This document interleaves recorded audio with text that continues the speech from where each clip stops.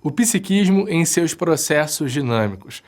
Podemos afirmar que a terapia opera sobre um modelo de energia psíquico onde a libido desempenha o papel psicodinâmico das atividades pulsionais da estrutura da segunda tópica, onde o ego regula as forças do id e do superego, e na primeira tópica, a libido ampliada em intensidade em algum momento atravessa a barreira entre o inconsciente e o pré-consciente e, ainda em intensidade, embora menor, tem força para ultrapassar a barreira do pré-consciente e alcançar a consciência. Nesse sentido, a psicoterapia psicanalítica breve não difere da clássica. A diferença é promovida pela delimitação da abrangência da temática, do domínio onde a associação livre opera. Essa delimitação pode ser entendida como foco do terapeuta. Imagine que por um momento você esteja passando por uma situação traumática, do tipo que tenha lhe causado uma frustração. Essa situação invoca experiências anteriores, similares, e te prepara para lidar com essa nova frustração. Se a experiência anterior tiver ficado mal resolvida e houver um recalque, ela é somativa à vivência atual.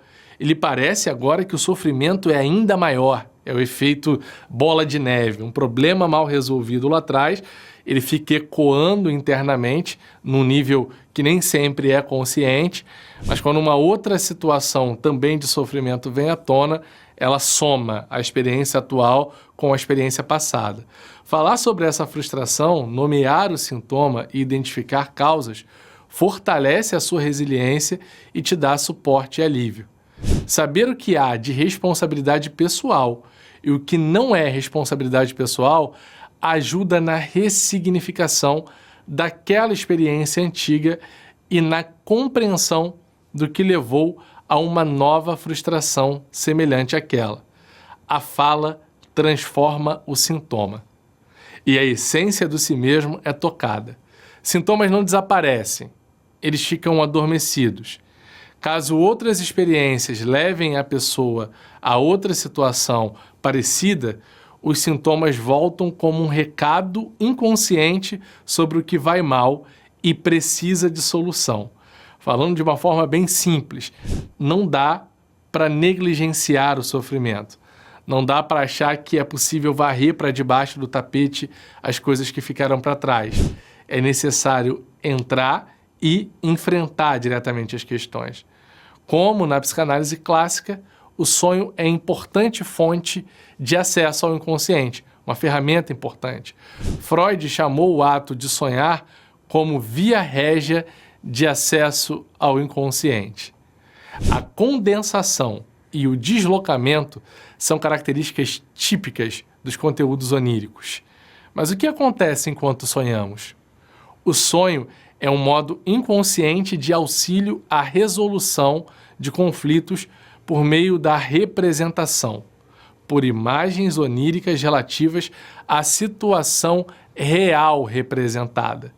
Não o real em si, posto que, segundo Lacan, o real é inalcançável e o inconsciente é estruturado como uma linguagem.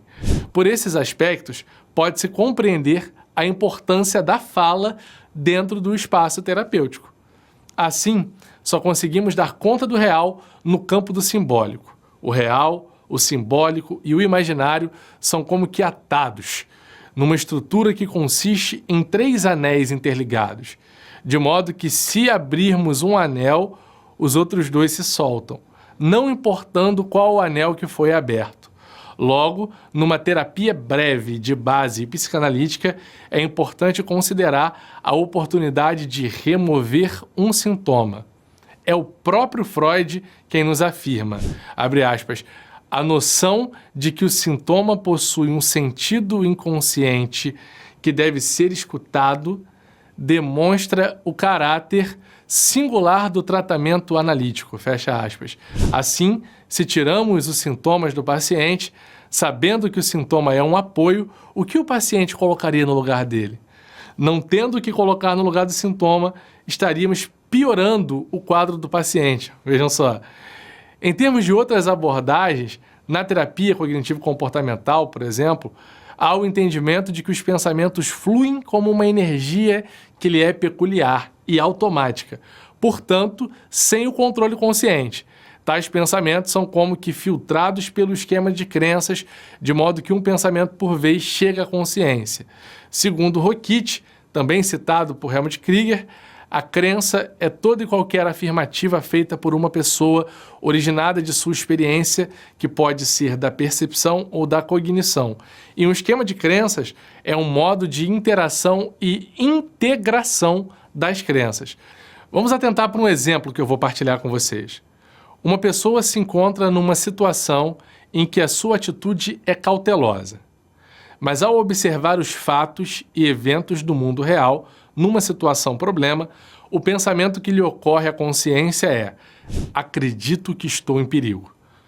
Logo em seguida, a pessoa experimenta as emoções de medo e ansiedade. Entende que se encontra vulnerável e que deve decidir entre evitar, fugindo, ou enfrentar lutando, as reações de luta ou fuga. Observando que está ativa a atitude de cautela, o comportamento que corrobora a cautela é o de fuga. O sistema límbico já foi ativado, a adrenalina enviada à musculatura e a fisiologia da pessoa está pronta para executar a fuga.